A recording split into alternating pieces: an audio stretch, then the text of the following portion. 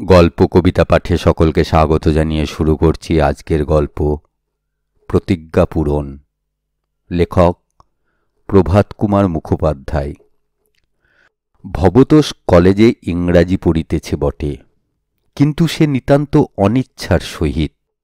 ইংরাজি বিদ্যার প্রতি তাহার তিলমাত্র শ্রদ্ধা নাই। ইংরাজি পড়িয়া পড়িয়াই দেশটা উচ্ছন্নে গেল, ইহাই তাহার মত।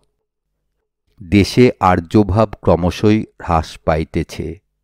সেকালের সে শুভদিন ভারতে ফিরিবার আর উপায় থাকিতেছে না, এই বলিয়া ভবতোষ প্রায়ই আক্ষেপ করিত। আত্মীয় স্বজনের তাড়নায় তাহাকে বাধ্য হইয়া ইংরাজি পড়িতে হয়, নহিলে তাহার ইচ্ছা নবদ্বীপ বা ভট্টপল্লীতে গিয়া কোনো টোলে প্রবেশ করে। যাহা হোক, ইংরাজি পড়া সত্ত্বেও ভবতোষ যেরূপ নিজের আচার ব্যবহার ও চিন্তা প্রণালী অক্ষুণ্ণ রাখিতে সমর্থ হইয়াছে, আজিকালিকার দিনে সেরূপ দেখা যায় না। ভবতোষ কলিকাতায় মেসের বাসায় থাকিয়া লেখাপড়া করিতেছিল। হঠাৎ একদিন পূজার ছুটি হইল। ভবতোষ বাড়ির জন্য নূতন বস্ত্রাদি খরিদ করিয়া বাক্স পুঁটুলি বাঁধিয়া গৃহযাত্রা করিল। তাহাদের গ্রামটি কলিকাতা হইতে অধিক দূরে নহে। পূজা হইয়া গেল, পূর্ণিমা আসিল। সেদিন ভোরে ভবতোষের বিধবা মাতা গঙ্গা স্নান করিতে গিয়াছিলেন।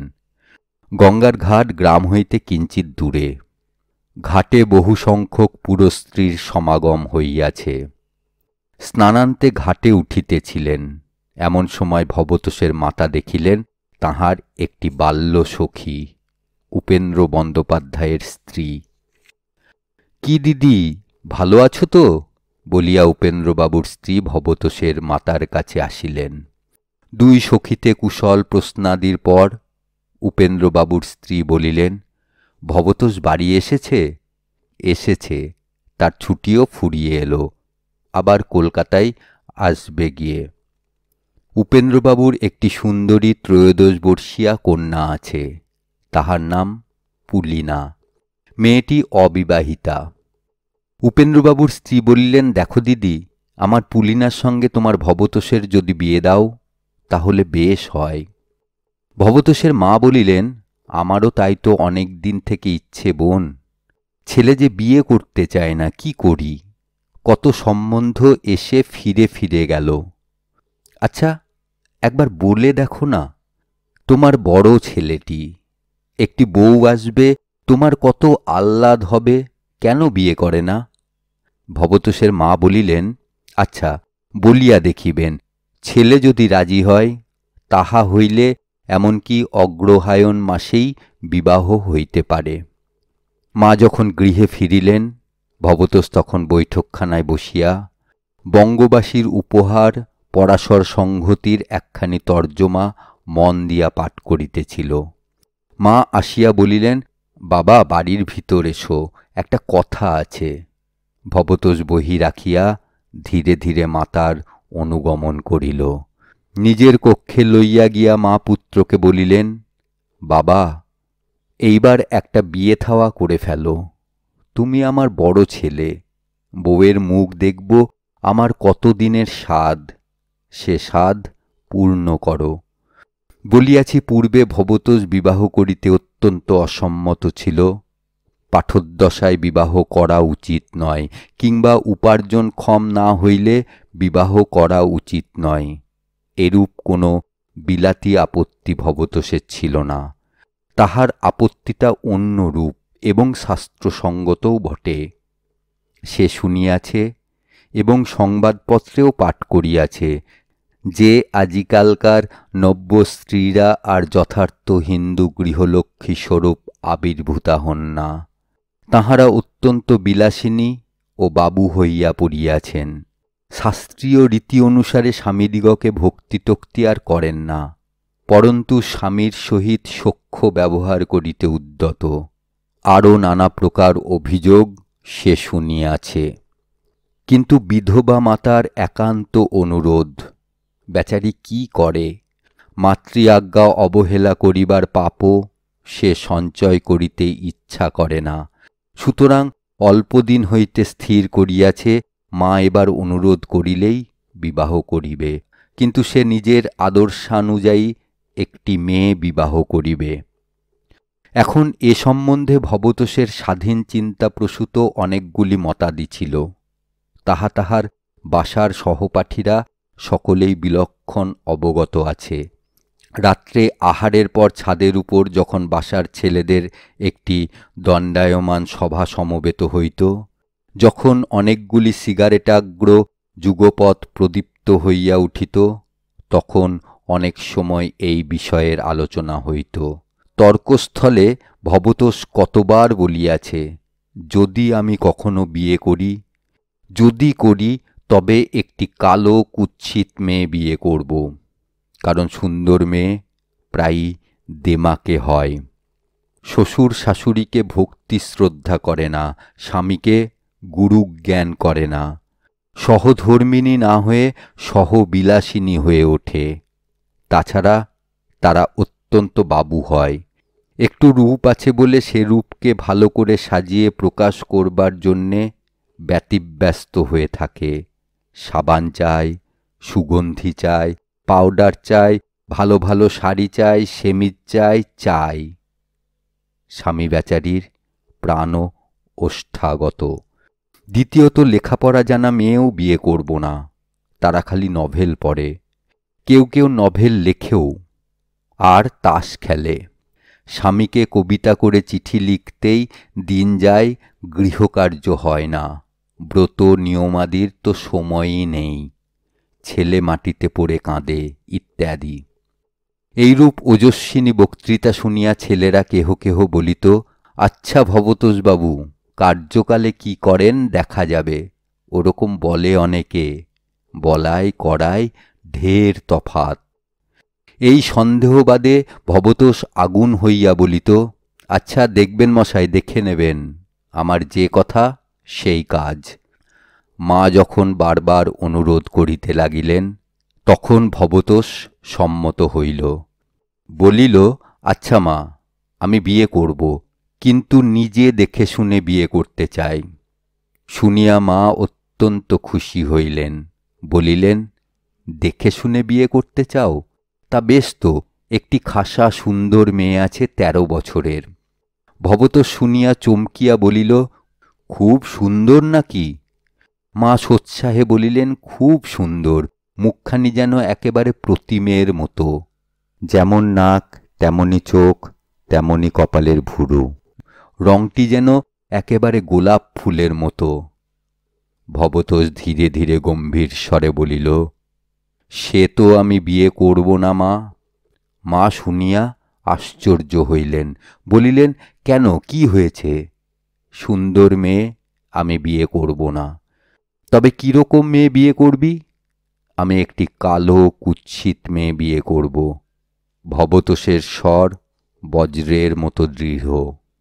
মা শুনিয়া অধিকতর আশ্চর্য হইয়া গেলেন, বলিলেন, পাগল ছেলে, সকলেই তো সুন্দর মেয়ে বিয়ে করতে চায়, লোকে পায় না।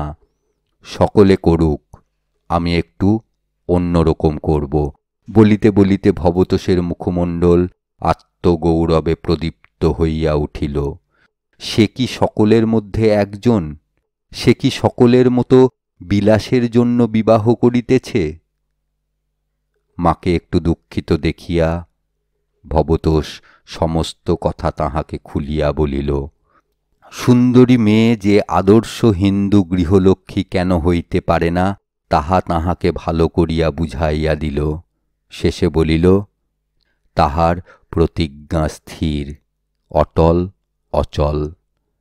সেদিন আর জননী অধিক পীড়াপিড়ি করিলেন না। ভবতোষেরও ছুটি ফুরাইল, সে কলিকাতা যাত্রা করিল।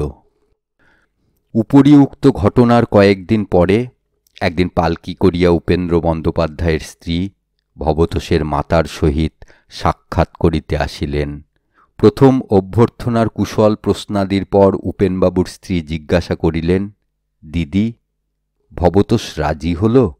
ভবতোষের মাতা বলিলেন, বিয়ে করতে তো রাজি হয়েছে, কিন্তু তার আবার এক আজগুবি মত। কীরকম? প্রথমে বলল, আমি দেখে শুনে বিয়ে করব। আমি বললাম, তা বেশ তো, একটি খাসা সুন্দরী মেয়ে আছে, দেখে এসো। সে বলে, আমি সুন্দরী মেয়ে বিয়ে করব না, একটা কালো কুৎসিত মেয়ে বিয়ে করতে চাই। উপেন্দ্রবাবুর স্ত্রী শুনিয়া বিস্মিত হইলেন, বলিলেন, এমন অনাসৃষ্টি আবদারও তো কখনো শুনিনি। এরকম ভাবিতে লাগিলেন। কিয়ৎক্ষণ পরে বলিলেন, দেখো, তুমি এক কাজ করো দিকিন দিদি, ভবতোষকে এই শনিবারে আসতে লেখো। লেখো যে তোমার যেরকম মেয়ে বিয়ে করার মত সেই রকম মেয়ে স্থির করেছি, তাকে দেখবে এসো। তারপর এলে রবিবার দিন বিকেলে আমার ওখানে পাঠিয়ে দিও, আমি সব ঠিক করে দেব। ভবতোষের মাতা সম্মত হইলেন। ভাবিলেন, হয়তো উপেন্দ্রবাবুর স্ত্রী মনে করিয়াছেন ভবতোষ পুলিনাকে দেখিলে আর বিবাহে অসম্মত হইতে পারিবে না। বাস্তবিক তাহা আশ্চর্য নয়, কারণ মেয়েটি খুবই সুন্দরী বটে। ভবতোষ শনিবার বাটি আসিল। পরদিন বৈকালে একখানি ঘোড়ার গাড়ি করিয়া, চুল উস্কো খুস্কো করিয়া, কারণ সেকালে মুনি ঋষিরা চুল আঁচড়াইতেন না, গ্রামান্তরে উপেন্দ্র বন্দ্যোপাধ্যায়ের বাটিতে গিয়া উপস্থিত হইল। গিয়া শুনিল, সেদিন উপেন্দ্রবাবু বাড়ি নাই, কার্য উপলক্ষে স্থানান্তরে গিয়াছেন। একটি যুবক মহাসমাদরে তাহাকে নামাইয়া লইল এবং বৈঠকখানায় বসাইল। যুবকটি উপেন্দ্রবাবুরই ভ্রাতুষ্পুত্র। কিয়ৎক্ষণ পরে ঝি আসিয়া সংবাদ দিল, অন্দরে যাইতে হইবে। ঝি ভবতোষের মুখের পানে চাহিয়া একটু ফিক করিয়া হাসিয়া গেল। যুবকটির সঙ্গে ভবতোষ অন্তঃপুরে প্রবেশ করিল। তাহার মনে হইল চাকর বাকর সকলেই যেন হাসি লুকাইবার চেষ্টা করিতেছে। ভবতোষ একটি কক্ষে নীত হইল। কক্ষটি উত্তম রূপে সাজানো। মধ্যস্থলে একখানি আসন পাতা রহিয়াছে। আসনের সম্মুখে রেকাবিতে ফল ও মিষ্টান্ন সজ্জিত। অল্প দূরে আর একখানি আসন পাতা রহিয়াছে। অনুরোধক্রমে ভবতোষ মিষ্টান্নের থালার সম্মুখে বসিল। এমন সময় বাহিরে মলের ঝুমঝুম শব্দ উঠিল। ঝি মেয়েটিকে লইয়া প্রবেশ করিল। মেয়েটি অপর আসনখানিতে বসিয়া ঘরের চতুর্দিকে কৌতূহলপূর্ণ দৃষ্টিপাত করিতে লাগিল। লজ্জায় ভবতোষের মস্তক অবনত, একটু একটু করিয়া ফল খাইতেছে এবং আর চোখে মেয়েটির পানে চাহিতেছে। মেয়েটির পরিধানে বেগুনে রঙের শাড়ি। আসনখানিতে বসিয়া ঘরের চতুর্দিকে কৌতূহলপূর্ণ দৃষ্টিপাত করিতে লাগিল। মেয়েটির রঙটি মসিনিন্দিত, চক্ষু দুইটি ছোট ছোট কোটরান্ত গর্ত, সে দুটি আবার অবিশ্রান্ত ঘুরিতেছে। কপালটি উচ্চ, নাকটি চ্যাপ্টা, চিবুক নাই বলিলেই হয়, সম্মুখের দাঁতগুলি কিঞ্চিৎ দেখা যাইতেছে। ভবতোষের মনে হইল রূপ সম্বন্ধে মেয়েটি তাহার আদর্শের অনুযায়ী বটে। একটু গলা ঝাড়িয়া সাহস সংগ্রহ করিয়া জিজ্ঞাসা করিল, তোমার নাম কি? মেয়েটি হঠাৎ ভবতোষের পানে চাহিয়া কিঞ্চিৎ জিহবা বাহির করিয়া বলিল, তোমার নাম কি? আমার নাম জগদম্বা। এমন সময় যুবকটি ও সেই ঝি তাহার পানে সরসে কটাক্ষপাত করিল। মেয়েটি তৎক্ষণাৎ বলিল, জগদম্বা নয়, আমার নাম পুলিনা। যুবকটি বলিল, আগে ওর নাম ছিল জগদম্বা, এখন বদলে পুলিন রাখা হয়েছে। ভবতোষ ভাবিল পরিবর্তনটা ভালো হয় নাই। পুলিনা, গা জ্বলিয়া যায়, তাহার অপেক্ষা জগদম্বা ঢের ভালো। পৌরাণিক নাম, ঠাকুর দেবতার নাম। বিবাহ করিয়া সে জগদম্বা নামই বহাল রাখিবে। ভবতোষ জিজ্ঞাসা করিল, তুমি কি পড়ো? বালিকা পূর্ববৎ জিহবা দেখাইয়া বলিল, তুমি কি পড়ো? কিছু পড়িনে, আমার দাদা পাঠশালে। ঝি ও সেই যুবক তাহার প্রতি সরস কটাক্ষপাত করায় বালিকা থামিয়া গেল। শুনিয়া ভবতোষ আরও আশ্বস্ত হইল, এই ঠিক হইয়াছে, ইহাকেই যথার্থ হিন্দু গৃহিণী করিয়া তোলা সম্ভবপর হইবে। দেখিতে একটু তাহা হোক, সেই তো তাহার প্রতিজ্ঞা। বিবাহের সময় বাসার ছেলেদের নিমন্ত্রণ করিয়া আনিতে হইবে। ভবতোষ বলিল, আচ্ছা, তুমি যেতে পারো। মেয়েটি জিহ্বাগ্রভাগ বিকশিত করিয়া পূর্ববৎ বলিল, অ্যাঁ, যেতে পারো। ঝি তখন তাহাকে সঙ্গে করিয়া লইয়া গেল। ভবতোষের জলযোগ ক্রমে শেষ হইল। এই সময় একটি ত্রয়োদশ বর্ষীয়া বালিকা রূপার ডিবায় ভরিয়া পান লইয়া আসিল। মেয়েটি দেখিতে অত্যন্ত সুন্দরী, একখানি দেশি কালাপেরে শাড়ি পরিয়া আসিয়াছে, পায়ে 4 গাছি মল, হাতে গিনিসোনার টুকটুকে 2 গাছি বালা, ভ্রুযুগলের মাঝখানে খয়েরের টিপ। পান রাখিয়া মেয়েটি চলিয়া গেল। যাইবার সময় অন্যদিকে চাহিয়া একটু মুচকি হাসিয়া গেল। ভবতোষ মনে মনে ভাবিল, দেখো, এই একটি সুন্দরী মেয়ে, ধরো যদি ইহার সঙ্গেই আমার বিবাহ হইত, তাহা হইলে কি আর রক্ষা ছিল? আমার সকল আদর্শ, সকল সংকল্প অতল জলে ডুবিয়া যাইত। বিলাস বিভ্রমে মজিয়া হয়ত আমি যে আমি, আমার মস্তিষ্ক বিকৃত হইয়া যাইত। না না, আমি সুখের জন্য, আমোদের জন্য, প্রণয়ের জীবনের জন্য বিবাহ করিতেছি না। আমি ধর্মের জন্য, সংযমের জন্য, আদর্শ হিন্দু গার্হস্থ্য জীবনযাপন করিবার জন্য বিবাহ করিতেছি। প্রতিজ্ঞা পূরণজনিত আত্মগৌরব ভবতোষের মনে উছলিয়া উঠিতে লাগিল। যুবকটির সঙ্গে ভবতোষ বাহিরে আসিল। ঝি আসিয়া ঈষৎ হাসিয়া বলিল, বাড়ির মেয়েরা জিজ্ঞাসা করছেন, মেয়ে পছন্দ হয়েছে? ভবতোষ সগর্বে বলিল, হয়েছে। গাড়িতে আসিতে আসিতে ভবতোষ মনে মনে অপরাহ্নের ঘটনাগুলি আলোচনা করিতে লাগিল। গ্রামের পথ দিয়া আসিতেছে, কত যুবতী মেয়ে কলসিতে জল ভরিয়া বাড়ি ফিরিতেছে। সে সকল মেয়ের মুখগুলি ভবতোষ একটু মনোযোগের সহিতই দেখিতে লাগিল। তাহাদের মধ্যে সুন্দর মেয়ে আছে, কালো মেয়েও অনেক আছে, কিন্তু জগদম্বার মতো অত কুৎসিত একটি মুখও দেখিতে পাইল না। গাড়ি ক্রমে মাঠের মধ্যে আসিয়া পড়িল। তখনও তাহার মন আত্মজয়ের উৎসাহে ভরপুর। তথাপি মনে মনে ভাবিতে লাগিল, সে কালো মেয়ে বিবাহ করিতে প্রতিজ্ঞা করিয়াছিল বটে, কিন্তু একেবারে অত কুৎসিত না হইলেও ক্ষতি ছিল না। যাহা হোক, পছন্দ হইয়াছে যখন বলিয়া আসিয়াছে, তখন সে আলোচনায় ফল কি? এই অবস্থায় ভবতোষ বাড়ি পৌঁছিল। মা জিজ্ঞাসা করিলেন, কি বাবা, মেয়ে পছন্দ হল? হ্যাঁ, পছন্দ হয়েছে। তবে সব ঠিক করি, করো। এই অগ্রহায়ণ মাসেই হোক তাহলে। আচ্ছা, বলিয়া ভবতোষ অন্যত্র চলিয়া গেল। মা দেখিলেন ছেলের মন যেন ভার ভার। ভাবিলেন, সুন্দর মেয়ে বিবাহ করিব না বলিয়া অনেক লম্ফঝম্প করিয়াছিল, এখন রাজি হইয়াছে, তাই বোধহয় ছেলের লজ্জা হইয়াছে। ভবতোষ রাত্রে কিছু আহার করিল না, বলিল, উহাদের বাড়ি অনেক খাইয়া আসিয়াছে, ক্ষুধা নাই। তখন তাহার মন হইতে আত্মজয় ও প্রতিজ্ঞাপূরণজনিত উৎসাহ অনেকটা কমিয়া আসিয়াছে। রাত্রে শয়ন করিয়া জগদম্বার মুখখানি যতই সে ভাবিতে লাগিল, ততই তাহার বুকের ভিতরটা যেন হিম হইয়া উঠিতে লাগিল। মনে হইতে লাগিল, যদি অত কুৎসিত না হইয়া শ্যামবর্ণের উপর মুখ চোখগুলা একটু মানানসই হইত, তাহা হইলে মন্দ হইত না। সোমবারে উঠিয়া ভোরের ট্রেনে ভবতোষ কলিকাতা যাত্রা করিল। মা বলিয়া দিলেন, বিবাহের আর 10 দিন মাত্র বাকি আছে। 2 দিন পূর্বে ভবতোষ যেন বাড়ি আসে।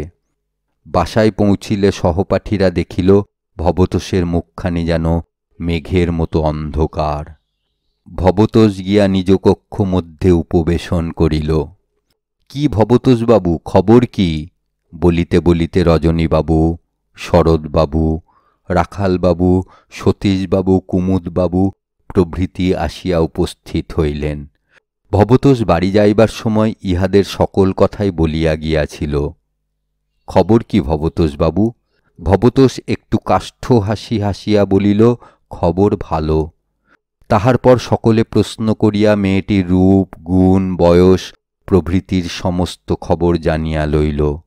শরৎবাবু হঠাৎ জিজ্ঞাসা করিলেন, মেয়েটির নাম কি? ভবতোষ নাম বলিল। তাহা শুনিয়া সকলেরই মুখে একটু একটু হাসি দেখা দিল। কেবল নৃপেনবাবু আত্মসংযম হারাইয়া উচ্চস্বরে হাসিয়া ফেলিলেন। হা হা হা, জগদম্বা! বেশ নামটি তো। শরৎবাবু বলিলেন, নৃপেনবাবু, এটা এমনই কি হাসির কথা? হাসছেন কেন? নৃপেনবাবু বলিলেন, না হাসিনি, হাসব কেন? রজনীবাবু বলিলেন, না, নামটি মন্দ কি? পৌরাণিক নাম। তোমাদের আজকালকার জ্যোৎস্নাময়ী, সরসীবালা, তরিল্লতা, মণিমালিনী এইসব নাটুকে নামই বুঝি ভালো? ভবতোষ ইহা শুনিয়া গম্ভীরভাবে মাথাটি নাড়িতে লাগিল। এ সকল বিষয়ে তাহার পূর্ব উত্তেজনা আজই যেন আর নাই। বিবাহের আর 9 দিন বাকি আছে। এই 9 দিন যে ভবতোষের কি অবস্থায় কাটিল তাহা সেই জানে। বাসার লোকেও কিছু কিছু জানিতে পারিয়াছিল। জগদম্বাকে ভবতোষ যতই মনের মধ্যে ভাবে ততই তাহার বুকের ভিতরটা অন্ধকারে ভরিয়া যায়। ভবতোষ কলেজে যায়, কিন্তু লেকচার কিছুই শুনিতে পায় না। ক্ষুধার জন্য বাসায় সে বিখ্যাত ছিল। এখন তাহার পাতের অন্ন ব্যঞ্জন অর্ধেকের বেশি পড়িয়া থাকে। ভবতোষ কাহারও সঙ্গে হাস্যালাপ করে না, সদাই অন্যমনস্ক থাকে। বাসার লোক তাহাকে বলিতে লাগিল, ভবতোষবাবু, প্রেম ব্যাধির সমস্ত লক্ষণগুলি ক্রমে আপনার মধ্যে প্রকাশ পাচ্ছে। রাত্রে বিছানায় শুইয়া ভবতোষ আর সহজে নিদ্রা যায় না, কেবল এপাশ ওপাশ করে। অতি কষ্টে যখন নিদ্রা আসে তখন কেবল বিভীষিকাপূর্ণ স্বপ্ন দেখে। একদিন স্বপ্ন দেখিল জগদম্বা যেন কালীমূর্তি ধারণ করিয়াছে। তাহার অল্প পরিমাণ রসনা, ভবতোষ যাহা দেখিয়াছিল তাহা যেন অর্ধেক বাহির হইয়া পড়িয়াছে। তাহার যেন 2টা নূতন হস্ত উৎপন্ন হইয়াছে। তাহার এক হাতে যেন রক্তমাখা খড়গ, অপরটাতে যেন ছিন্ন মুন্ডু দুলিতেছে।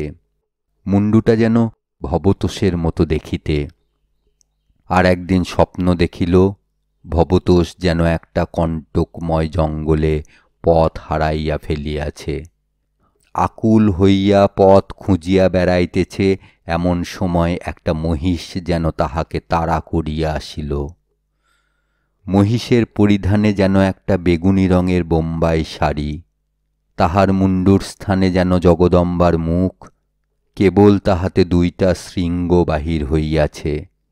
যখন বিবাহের আর 3 দিন মাত্র বাকি আছে তখন ভবতোষ ভাবিল মাকে একখানি পত্র লিখিয়া এ বিবাহ বন্ধ করিয়া ফেলিবে।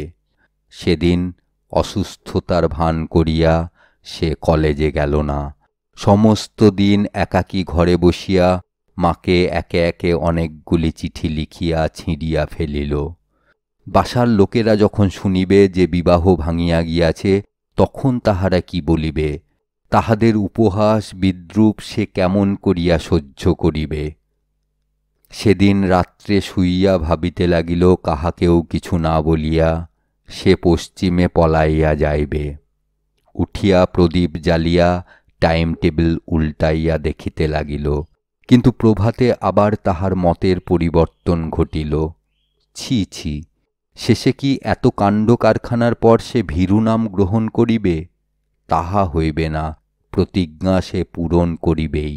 তাহার পর তাহার অদৃষ্টে যাহাই থাকুক। যথাদিনে সে বাড়ি গেল, যথাসময়ে সে বিবাহ মণ্ডপেও উপস্থিত হইল। সেখানকার লোক সমাগম আলোক ও কোলাহলে আজ 10 দিন পরে তাহার চিত্ত অনেকটা স্থির হইল। যুদ্ধকাল সমাগত হইলে ভীরুতম সৈন্যও ভয় ভুলিয়া যায়। বিবাহ আরম্ভ হইল।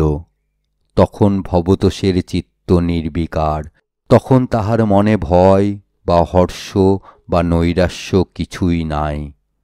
ক্রমে স্ত্রী আচারের সময় আসিল। শুভদৃষ্টির জন্য বর ও কন্যার মস্তকের উপর বস্ত্রাবরণ পড়িল। কন্যার পানে চাহিয়া দেখিয়া ভবতোষ আশ্চর্য হইয়া গেল। ইহা তাহার 10 দিনকার বিভীষিকা, নিদ্রার দুঃস্বপ্ন জগদম্বা নহে। এ সেই চমৎকার সুন্দরী মেয়েটি যে রূপার ডিবায় পান রাখিয়া গিয়াছিল। ফুলশয্যার রাত্রে যখন ভবতোষ তাহার নববধূকে কথা কহাইবার জন্য বিশেষ চেষ্টা করিয়া অকৃতকার্য হইল, তখন একটা বুদ্ধি করিল। সে শুনিয়াছিল যে নববধূ কিছুতেই কথা কহে না, সেও আপনার আত্মীয় স্বজনের অপবাদ শুনিলে তৎক্ষণাৎ প্রতিবাদ করিয়া থাকে। তাই ভবতোষ বলিল, তোমার মা আমার সঙ্গে এ চাতুরি করলেন কেন? পুলিনা তখন বলিল, আমি সুন্দর বলে তুমি নাকি আমায় বিয়ে করতে চাওনি? কেমন জব্দ! ভবতোষ এ পর্যন্ত এ প্রহেলিকার মীমাংসা করিতে পারে নাই। তাই জিজ্ঞাসা করিল, যাকে দেখেছিলাম সে মেয়েটি কে? সে পাড়ার কলুদের মেয়ে, কেমন জব্দ! ক্রমে এমন দিনও আসিল যখন ভবতোষ ডাক আসিবার পূর্বে বাসার দরজার বাহিরে দাঁড়াইয়া থাকিয়া পিয়নের সহিত সাক্ষাৎ করিতে লাগিল।